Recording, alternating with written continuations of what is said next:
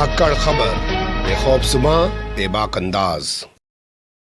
धाकड़ खबर के news room से मैं आपके साथ हूं अकरम रईस खान। जिस तरीके से हाल फिलहाल में अभी देश के 5 राज्यों में चुनाव हुए हैं, केरल के अंदर, तमिलनाडु के अंदर, पुडुचेरी के अंदर, असम के अंदर और पश्चिम बंगाल के अंदर, लेकिन चर्चा का विषय सिर्फ पश्चिम बंगाल बना रहा। भोंपू मीडिया और उसके दलाल चाटुकार दंगाई पत्रकार वहां पत्ता हिलने को लेकर भी नेशनल खबर बनाने लगे। लगता है ठीक उसी तरीके का हाल उत्तर प्रदेश का होने जा रहा है। अगले साल यानी कि 2022 के शुरुआत में उत्तर प्रदेश समेत 5 राज्यों में चुनाव होने जा रहे हैं, उत्तराखंड, पंजाब, मणिपुर, गोवा। लेकिन उत्तर प्रदेश को अभी से फोकस में रखा जा रहा है। 4 राज्यों का जैसे अब हाल फिलहाल जिक्र नहीं हुआ था, वैसे ही 4 राज्यों के चुनाव का वैसे ही 2022 में भी जिक्र नहीं होगा, लेकिन उत्तर प्रदेश पे अभी से पूरा फोकस रखा गया है। हालांकि उत्तर प्रदेश पे फोकस रखने की बड़ी वजह यह है कि देश का सबसे बड़ा राज्य है और यहीं से दिल्ली का रास्ता निकलता है। 2014 में भारतीय जनता पार्टी यहाँ से 71 सीटें जीत के आई थी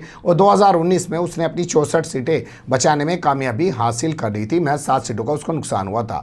तो यहाँ पर फोकस रखना उसकी मजबूरी है। 2022 का विधानसभा चुनाव अगर बीजेपी यहाँ हार जाती है तो 2024 के लोकसभा चुनाव में उसे अपनी वो 64 सीटें बचाना बड़ी चुनौती है। इसलिए भाजपा भी पूरा फोकस यहीं लगा रही है और उसके भोंपू मीडिया और दलाल चाटुकार दंगाई पत्रकार भी पूरा फोकस यहीं लगा रहे हैं। अब चुनाव तक यहाँ नए नए मुद्दे क्रिएट किए जा रहे हैं, नई नई चीज़ों को हवा में उछाला जा रहा है।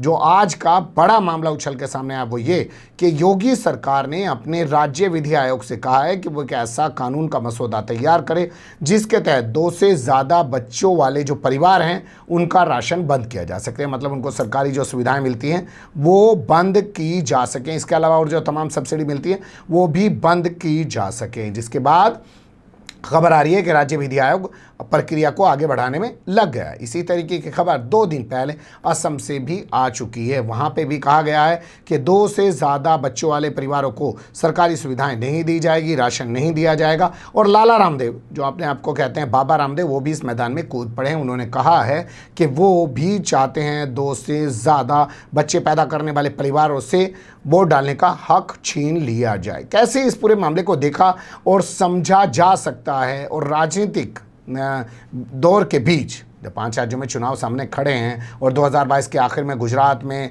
और कई और राज्यों में भी चुनाव होगा, तो उस दौर में इस खबर को कैसे समझा जा सकता है, यही आपके सामने रखने की कोशिश करूंगा। खबर को 2 हिस्से में आपके सामने रख रहा हूं। चलते हैं खबर के पहले हिस्से की तरफ।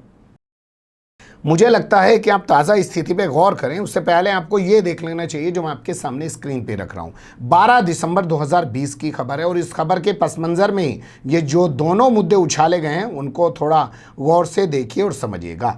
तो 12 दिसंबर 2020 को अखबार में छपी इस खबर के मुताबिक सुप्रीम कोर्ट में शपथ पत्र, हिंदी में बात करें तो हलफनामा, इंग्लिश में बात करें तो एफिडेविट देकर मोदी सरकार ने कहा कि वो इस हक में कतई नहीं है कि भारत के लोगों पर 2 बच्चे पैदा करने का कोई कानून थोपा जाए या उनको बाध्य किया जाए कि 2 ही बच्चे पैदा करें, इसके अलावा आगे बच्चे ना पैदा करें। हम चाहते हैं ये डिसीज़न परिवार खुद लें कि उन्हें कितने बच्चे पैदा करने हैं, कितने उनकी सामर्थ्य है। और ये जवाब, ये हलफनामा, ये एफिडेविट, ये शपथ पत्र मोदी सरकार ने अपनी ही पार्टी के नेता और एडवोकेट अश्विनी कुमार उपाध्याय द्वारा दाखिल की गई पिटीशन के जवाब में दिया था। तो आप समझ सकते हैं किसने पिटीशन दाखिल की और कौन जवाब दे रहे हैं।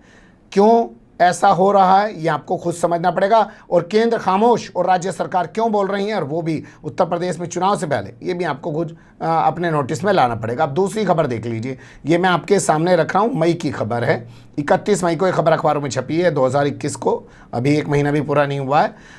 चीन सरकार ने फैसला लिया है कि वो अपने यहाँ के लोगों से कहेगी कि अब वो 2 से ज़्यादा बच्चे पैदा करें। आपको पता ही है चीन में कानून था कि 2 से ज़्यादा बच्चे पैदा नहीं कर सकते हैं, वरना सरकारी सुविधाओं का लाभ उनको नहीं दिया जाएगा। लेकिन अब खबर आ रही है कि चीन में जवानों की कमी हो गई है। जवानों की कमी होने की वजह से मैन पावर की कमी हो गई है, बूढ़ों की तादाद ज़्यादा हो गई है, यानी कि चीन बूढ़ा हो चला है और वो अपने आप को फिर से जवान करने के लिए अपने लोगों से अपील कर रहा है कि वो इस कानून को ख़त्म कर रहा है कि 2 बच्चे ही पैदा किए जाएं। अब 2 से ज़्यादा बच्चे पैदा लोग कर सकते हैं। लेकिन सर्वे छपा है साथ में, वहाँ के लोग कह रहे हैं भैया हमारे पास उतनी वुसअत नहीं है, उतने पैसे नहीं है, उतनी तमाम चीज़ें सुविधाएं नहीं है कि हम 2 से ज़्यादा बच्चे पालने की जो है हेडक अपने जिम्मे ले सकें। यानी कि लोग भी सोच रहे हैं सरकार कोई ऑफर दे तो शायद इस बारे में सोचा जाए। लेकिन इन दोनों खबरों को ध्यान में रखिएगा कि जो बगल में चीन है जिसने कानून बनाया ताकि 2 से ज़्यादा बच्चे पैदा नहीं किए जाएंगे, वहाँ बूढ़ों की तादाद ज़्यादा होगी और यहाँ पर ये कानून बनाने की बात की जा रही है। अब चलते हैं खबर के दूसरे हिस्से में।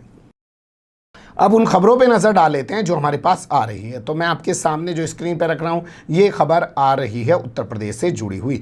2 से अधिक बच्चे पैदा करने वाले पेरेंट्स यानी कि अभिभावकों को अब यूपी में मुश्किलों का सामना करना पड़ेगा। राज्य विधि आयोग एक मसौदा तैयार कर रहा है। जनसंख्या नियंत्रण के लिए ये मसौदा तैयार किया जा रहा है और मसौदा तैयार करने के लिए बताया जा रहा है कि पहले से दूसरे राज्यों में बनाए गए कानूनों का अध्ययन किया जा रहा है। ठीक उसी तरीके का मामला लग रहा है जैसा लव जिहाद को लेकर कानून बनाया गया। उस दौरान भी राज्य विधि आयोग ने दूसरे राज्यों में बने पहले से कानूनों पर अध्ययन किया था और उसके बाद अपना मसौदा पेश किया था। हालांकि उस कानून को हाई कोर्ट और सुप्रीम कोर्ट में चुनौती दी गई है।